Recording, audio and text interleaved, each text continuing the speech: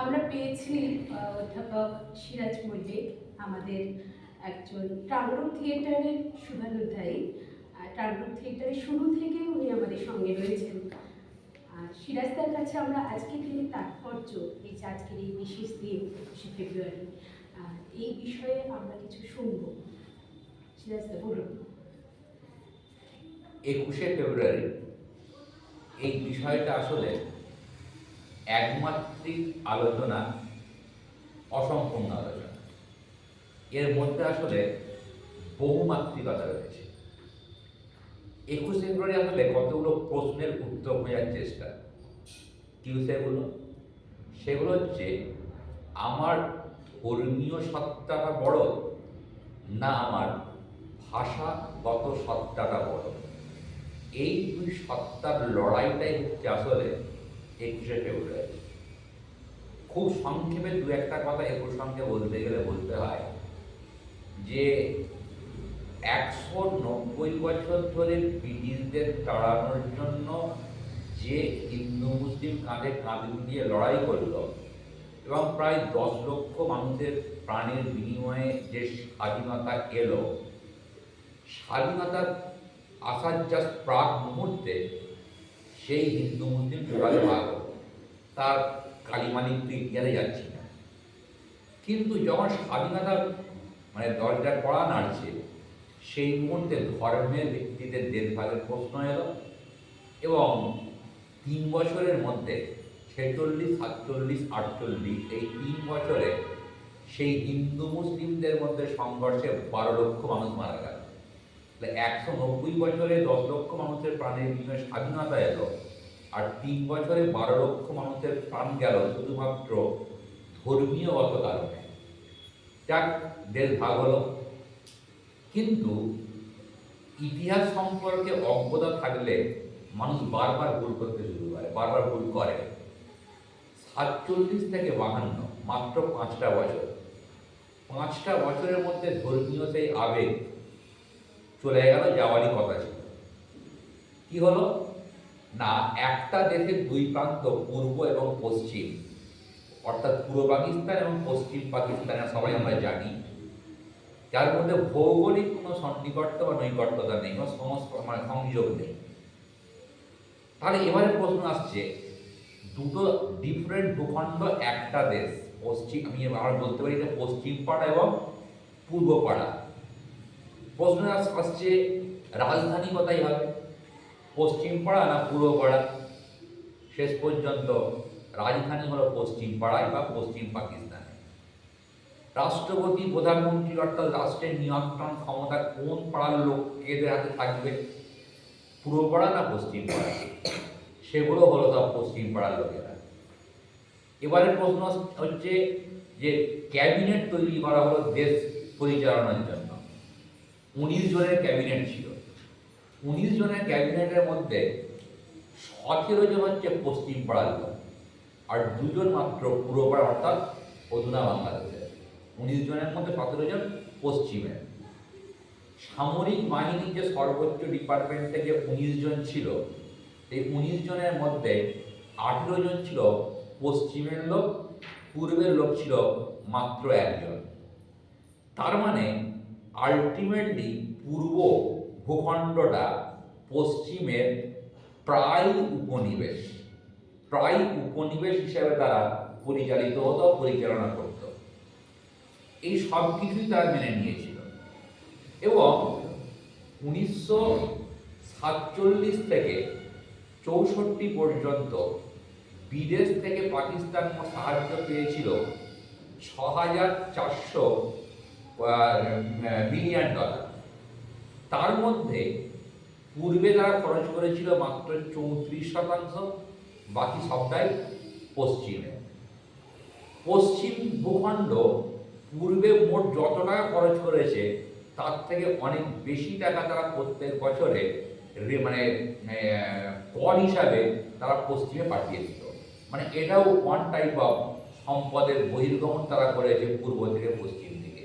তার মানে পশ্চিম কখনোই পূর্বকে তাদের নিজস্ব দেশ, নিজস্ব ভূখণ্ড ভাবতে না পেরে প্রায় ঔপনিবেশ এই মানসিকতা থেকে তারা এটাকে চালিয়েছিল।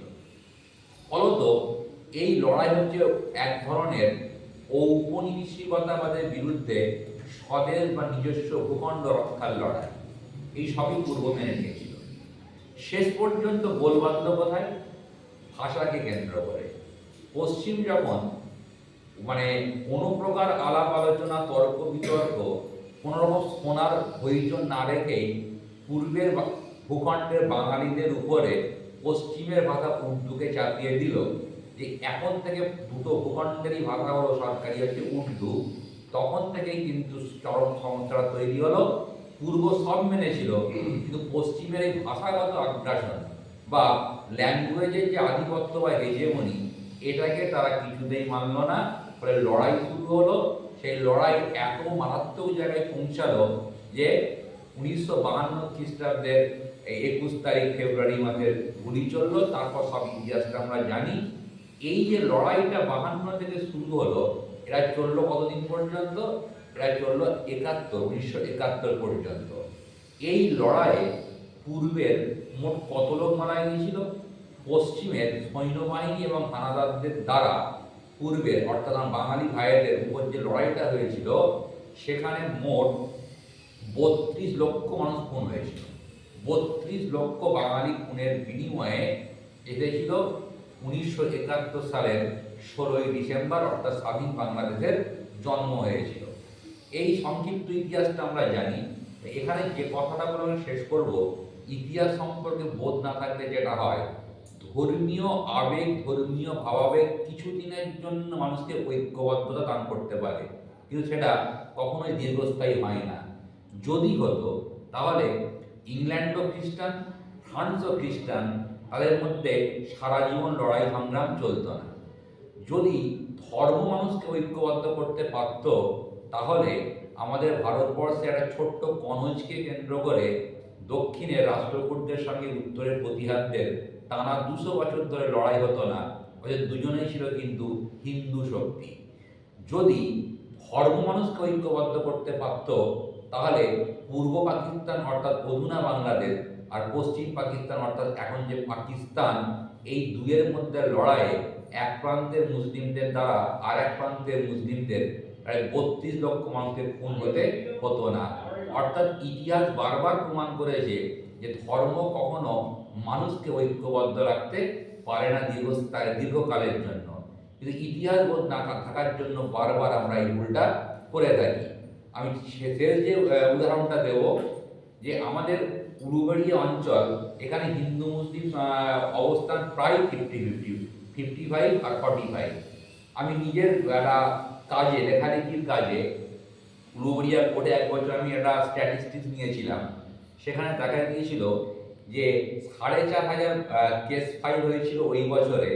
তার মধ্যে ইন্টারেস্টিং যে হিন্দুর বিরুদ্ধে কেস করেছে, মুসলিমের বিরুদ্ধে কেস করেছে, এই সংখ্যাটা হচ্ছে 100-র মধ্যে 88টা।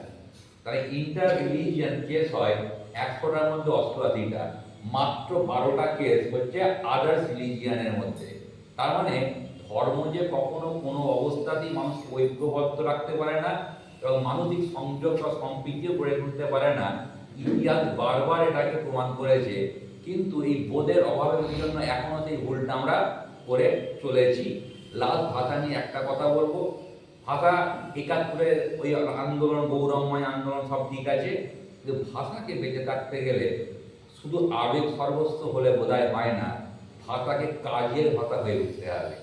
এখন আমাদের বাঙালিদের মধ্যে উদ্যোগপতির বড় অভাব।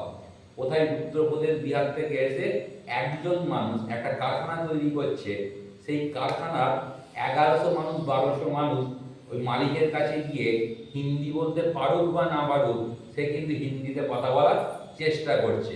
কারণটা কি? যে বসের ভাষা। আমি ভাষাকে নিয়ে বসের কথা বলছি না, মানে এটাও এক ধরনের প্রভাবশালী ভাষা। প্রভাবশালী মানুষদের যে ভাষাটা হয়, সে ভাষাটা অনেক বেশি দ্রুত স্প্রেড করে। তাই ভাষাকে নিয়ে আবেগ থাক। আবার বাংলা ভাষা আমাদের কাজের ভাষা হয়ে উঠুক। কারণ আজকের পৃথিবীটা হচ্ছে গ্লোবাল পৃথিবী, জব এরিয়াটা হচ্ছে কিন্তু গ্লোবাল। আজকে ভারতের ছেলে শুধু ভারতে কাজ করবে, এই ধারণাটা যেন ভুল ধারণা। তাই গ্লোবাল তাকে বাজারে কাজ পেতে গেলে যেমন ইংরাজি শিখতে হচ্ছে, তা আমাদের বাঙালিদেরকে উদ্যোগ নিয়ে টেকনোলজির ভাষা, বিজ্ঞানের ভাষাকে যদি আমরা বাংলা করে তুলতে না পারি, তাহলে এই আবেগ সর্বস্বতা দিয়ে আরও কিছুদিন চলবে, কিন্তু দীর্ঘদিন এটাকে ধরে রাখা যাবে বলে আমার অন্তত মনে হয় না। এই বলে আমি শেষ করলাম। অনেক ধন্যবাদ সুরেশদাকে।